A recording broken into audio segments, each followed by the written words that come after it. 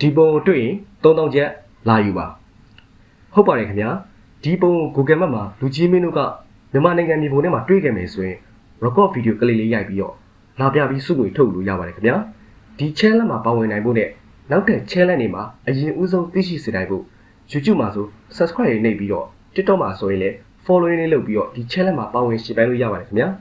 ဒီပုံလေးကိုတွေ့တယ်မည်သူမဆိုကျွန်တော်ရဲ့ chat box ကဖြစ်စေ Telegram အကောင့်ကဖြစ်စေပေါ်ပြထားတဲ့ဖုန်းနံပါတ်3996509029ကိုဖြစ်စေဆက်သွယ်ပြီးတော့ record video လေးကိုအတည်ပြုပြီးတော့စုငွေလာထုတ်ယူလို့ရပါတယ်ခင်ဗျာ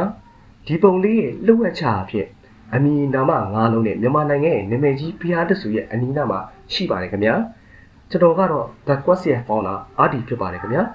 နောက်လာမယ့် channel တွေမှာလည်း Google Map ထဲကဘလို့စိတ်ဝင်စားစရာကောင်းတဲ့နေရာတွေကိုဘယ်ဟင်းကြီးလောက်သွားမလဲဆိုတာစောင့်ကြည့်ရင်းနဲ့ပဲနှုတ်ဆက်လိုက်ပါတယ်ခင်ဗျာအားလုံးပဲကြကောင်းကြပါစေ